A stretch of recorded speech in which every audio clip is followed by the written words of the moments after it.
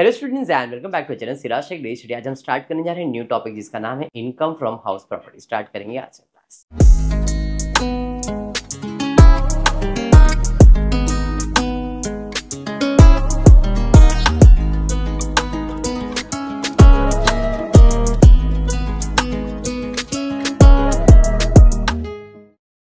In the previous lecture हमने salary खत्म किया। एक इंडिविजुअल जब इंडिया में रहता है तो कितने सोर्स से इनकम जनरेट कर सकता है? 5। आप इंडिया में रहते हो तो आप कितने इनकम सोर्स जनरेट कर सकते हो? 5, जिसमें पहला मैंने आपको करवाया था सैलरी। दूसरा सोर्स ऑफ इनकम है वो है इनकम फ्रॉम हाउस प्रॉपर्टी। अब हाउस प्रॉपर्टी से इनकम कैसे जनरेट होगा? रेंट पे। Very good. आपके पास आपका रहने का घर तो है, उसके अलावा एक्स्ट्रा घर है, आप उसको क्या कर सकते हो? भाड़े पे दे सकते हो और उससे इनकम जनरेट कर सकते हो। उसी को कहते हैं income from house property. Salary, काम करते हो, इनकम जनरेट करते हो, इनकम फ्रॉम सैलरी। यहाँ पे आप खुद मालिक हो लेकिन आप उसे भाड़े पे देते हो। भाड़े पे देते हो, अच्छा वर्ड नहीं लग रहा है, थोड़ा प्रोफेशनल वर्ड यूज करते हैं, लेट आउट। रेंट नहीं, लेट आउट।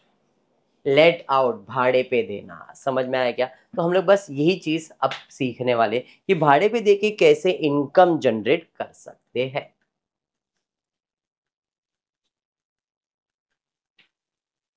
टोटल 4 टाइप के प्रॉपर्टी, सॉरी 5 टाइप के, जिसमें 4 इंपॉर्टेंट है। LOP, VLOP, DLOP and SOP। कितने टाइप हो गए? 4 टाइप हो गए। LOP, VLOP, DLOP, SOP। पहले फुल फॉर्म समझ लेते हैं। LOP, लेट आउट प्रॉपर्टी, भाड़े पे दिया हुआ घर। VLOP, वेकेंट, खाली, लेट आउट प्रॉपर्टी, कुछ महीनों के लिए खाली था और फिर भाड़े पे चढ़ गया। इधर पूरे साल के लिए भाड़े पे दिया है।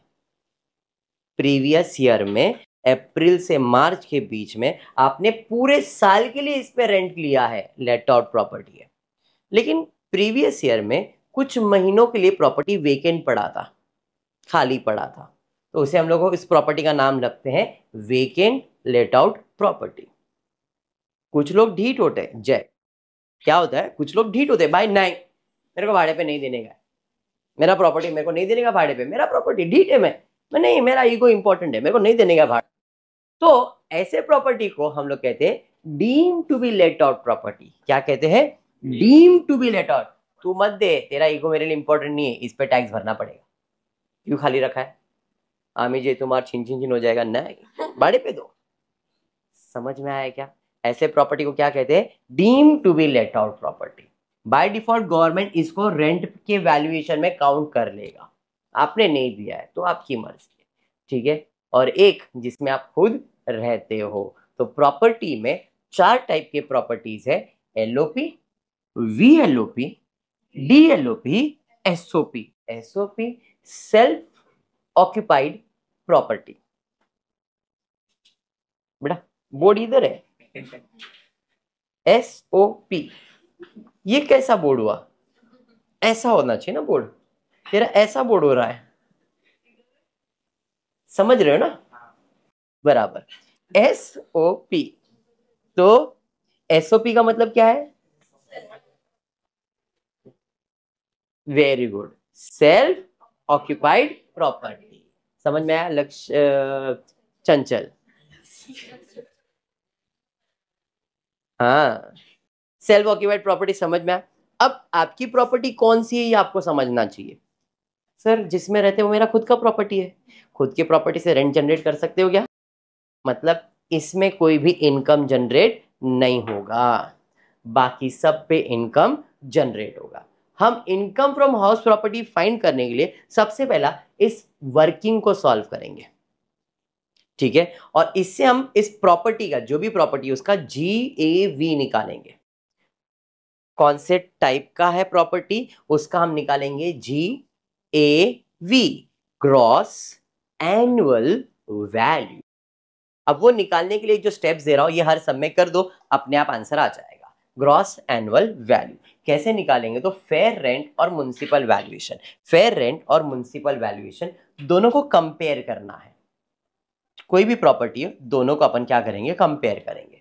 अमाउंट दिया रहेगा, फेयर रेंट म्युनिसिपल को कंपेयर करेंगे और जो सबसे बड़ा अमाउंट रहेगा, हायर वैल्यू रहेगा, वो आंसर आ जाएगा। Fair rent municipal whichever is higher, वो मेरा एक आंसर आ जाएगा। अब उस आंसर को, हायर वैल्यू को कंपेयर करेंगे स्टैंडर्ड रेंट से।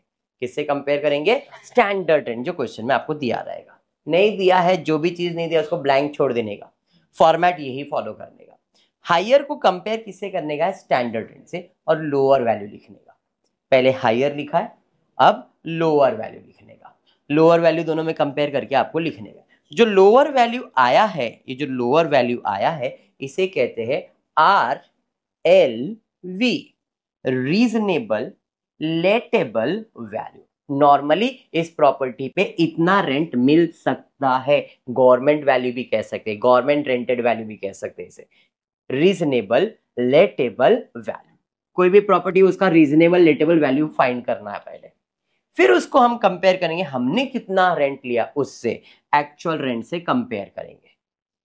आरएलवी को एक्चुअल रेंट से कंपेयर करेंगे एंड मुझे मिल जाएगा GAV, and GAV is always higher, GAV is always higher, GAV is always higher, higher value, higher value, higher value. So nil, yes यहाँ पे नील, क्यों, एसओपी है, रेंट थोड़ी मिलने वाला है, तो इधर एसओपी में कोई इनकम नहीं होता है, इसलिए इसका बाय डिफॉल्ट जीएवी क्या रहता है, नील।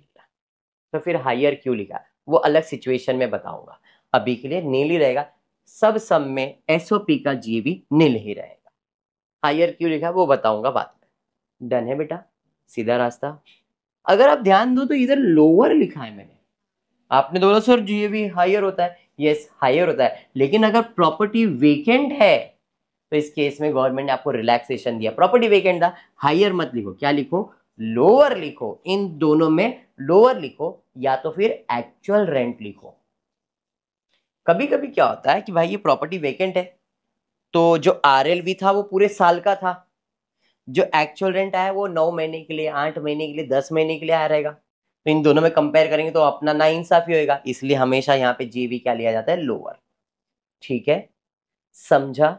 लेकिन 9 महीने का रेंट अगर ज्यादा है कंपेयर टू आरएलवी तो गवर्नमेंट क्या बोलेगा, अरे तेरा तो प्रॉपर्टी वेकेंट था तो मेरे रेंट से तेरे को कम रेंट मिलना चाहिए था, बट मेरे रेंट से ज्यादा रेंट मिल रहा है। तो जब लोअर वैल्यू मतलब आरएलवी और ये कंपेयर करोगे वेकेंट के अंदर, 99% लोअर यानी कि एक्चुअल रेंट ही रहता है, लोअर एक्चुअल रेंट ही रहेगा। लेकिन अगर एक्चुअल रेंट बड़ा हो गया तो इस केस में आपको एक्चुअल रेंट लिखना पड़ेगा, फिर लोअर नहीं। मतलब आरएलवी और इसमें कंपेयर करो, लोअर वर्ड नहीं समझ में आ रहा है, वेकेंट में हमेशा क्या लिख दो, एक्चुअल रेंट। सिंपल भाषा में एएलओपी के अंदर GAV is always actual rent, क्योंकि लोअर भी वही आएगा और अगर हायर भी आया तो भी वही आंसर आएगा। समझा क्या बोला। और एक ट्रिक बता दूं, सिंपल, आरएलवी गवर्नमेंट वैल्यू, आप गवर्नमेंट के हिसाब से रेंट लोगे क्या, तेरा रेंट कम है मैं तो मेरे हिसाब से लूंगा, इसलिए जीएवी इज ऑलवेज हायर और हर बार हायर एक्चुअल रेंट ही रहेगा, हर बार हायर एक्चुअल। इन शॉर्ट जितना रेंट लिया है वही मेरा जीएवी भी 99% रहेगा। कभी कभी ऐसा होता है कुछ लोग बोलते हैं नहीं भाई दान धर्म करने का रेंट कम लिया, तब की बात अलग है, बट 99% सब में एक्चुअल रेंट ही आता है। वेकेंट है तो भी एक्चुअल रेंट ही आने वाला है, चाहे वो प्रॉपर्टी भाड़े पे कम है ज्यादा है जो भी है, एक्चुअल रेंट ही जीएवी आएगा। अब ये पार्ट को आप सॉल्यूशन में ऐड कर सकते हो इफ यू वांट, और एल्स इसे वर्किंग बना दो और वर्किंग बना के आप डायरेक्टली आंसर स्टार्ट। पर्टिकुलर में प्रॉपर्टीज लिख दिया, सबसे पहला मैं लिखूंगा जीएवी, जो भी मेरे को जीएवी आया रहेगा सबका जीएवी लिख दूंगा।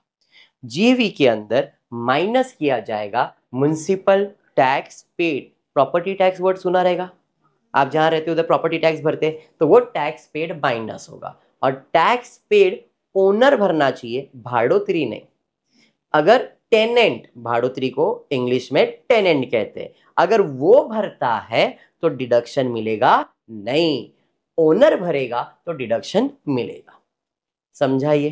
तो जो भी ग्रॉस वैल्यू आया है उसमें से म्युनिसिपल टैक्स क्या करूंगा मैं, माइनस। इधर नील, एसओपी इज ऑलवेज नील, इधर कुछ भी नहीं आएगा, बाकी सब में अमाउंट आएगा, इधर नहीं। जैसे ही माइनस किया नेट एनुअल वैल्यू मिल गया, हो गया इनकम खत्म। समझा?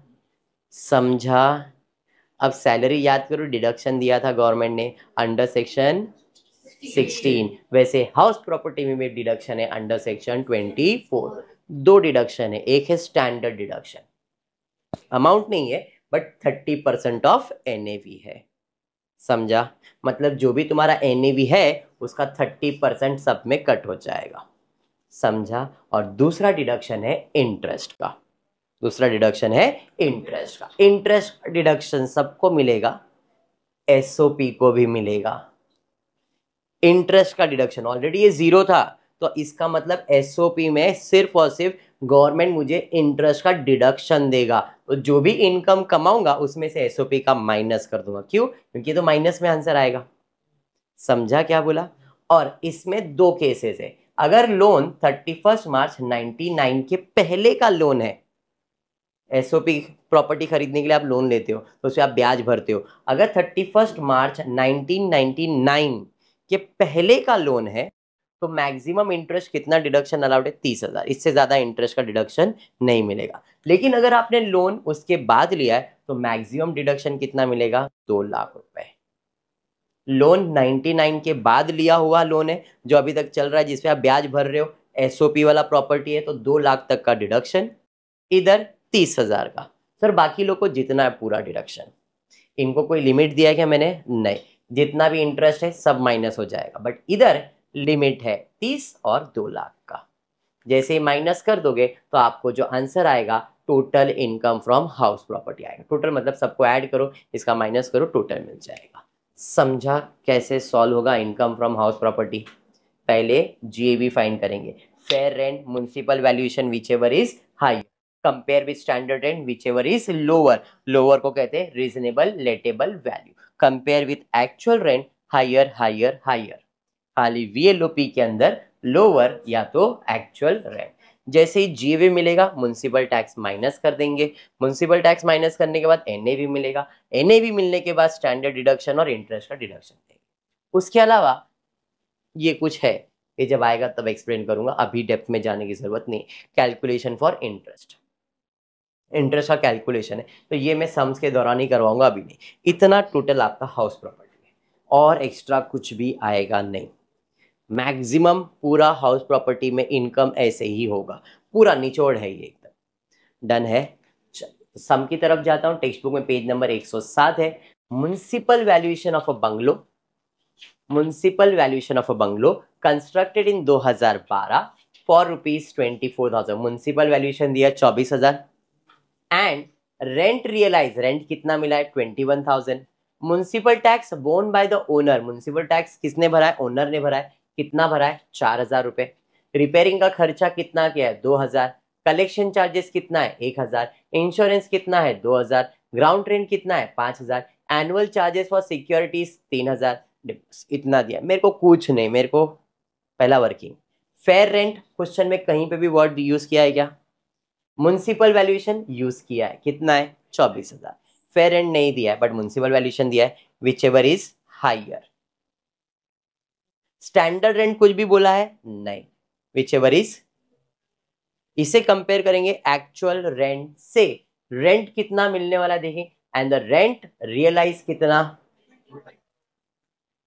दान धर्म करने वाला आदमी लग रहा है, वीकेंड वीकेंड कुछ बोला है क्या, विच एवर इज हायर, दोनों में हायर क्या है। समझा? समझा ये? तो ये मुझे क्या मिल गया, जीएवी। आ जाता, जीएवी कितना है, एक ही प्रॉपर्टी है उसके पास। म्युनिसिपल टैक्स पेड ओनर ने भरा है क्या, municipal tax paid by the owner कितना, तो भाई माइनस कर दो 4,000, तो क्या मिल जाएगा एनएवी। एनएवी मिलने का डिडक्शन देना पड़ेगा, कितना परसेंट, 30%। 20,000 का 30% 6,000। कोई इंटरेस्ट फिंटरेस्ट ऐसा कुछ है सर, वो कॉस्ट ऑफ रिपेयर दिया, कलेक्शन सब इग्नोर, कोई भी खर्चा लिखते नहीं है, ये फॉर्मेट में बैठ रहा है तो ठीक है, नहीं तो तू निकल। इसमें से ऐसा कुछ भी इधर दिख रहा है क्या, इंटरेस्ट नहीं है डैश 20 में से 6 जाएगा 14,000। सम इज कंप्लीटेड। समझा ये? इसमें कोई रूल्स रेगुलेशन या सैलरी वैसा कुछ भी नहीं है, ये बेसिक इतना ही है। ओके, बढ़ेंगे सेकंड सम की तरफ, देखते क्या है। A has a residential property details for which is given to you. Residential मतलब रहने वाला प्रॉपर्टी, उसका म्युनिसिपल वैल्यूएशन दिया है, रेंट रिसीवेबल पर मंथ दिया हुआ है, following expenses were paid by A, municipal tax भरा है, collection charges, insurance charges, house remain vacant for 1 month during the year. मतलब ये वेकेंट लेट आउट प्रॉपर्टी है, वेकेंट लेट आउट प्रॉपर्टी है। Municipal valuation दिया है, हाँ सर। फेयर रेंट वगैरह कुछ दिया है क्या? नहीं, फेयर रेंट तो नहीं है, म्युनिसिपल वैल्यूएशन है। Whichever is compare with standard rent, नहीं दिया है sir, which ever is lower. इसे कंपेयर करेंगे एक्चुअल रेंट से, कितना रेंट मिल रहा है पर मंथ। प्रॉपर्टी वेकेंट कितने महीने के लिए था?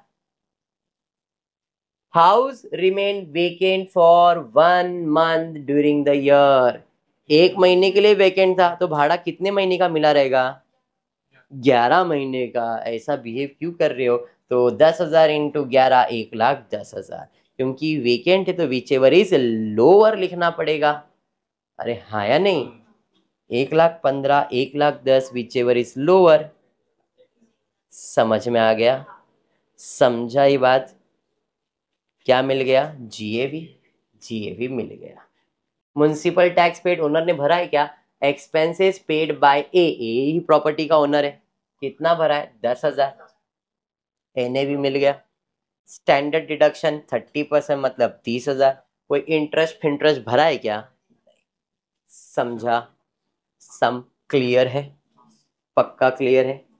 डन विद द सम। यही आपका हाउस प्रॉपर्टी। अब ये सिंगल है, ऐसे ओनर के पास 5 घर हो सकते, 10 घर हो सकते, 15 घर हो सकते, निकालना पड़ेगा। समझा कंसेप्ट क्या है? और एक इंटरेस्ट जो मैंने स्किप किया है वो, ये 2 कैलकुलेशन टॉपिक इज कंप्लीटेड। पक्का समझा है? चलिए, तो फिर आज की क्लास में इतना ही करेंगे। होपफुली वीडियो पसंद आया तो प्लीज वीडियो को लाइक कर देना, फ्रेंड ग्रुप में शेयर करना, चैनल को सब्सक्राइब करना। Thank you for watching the video.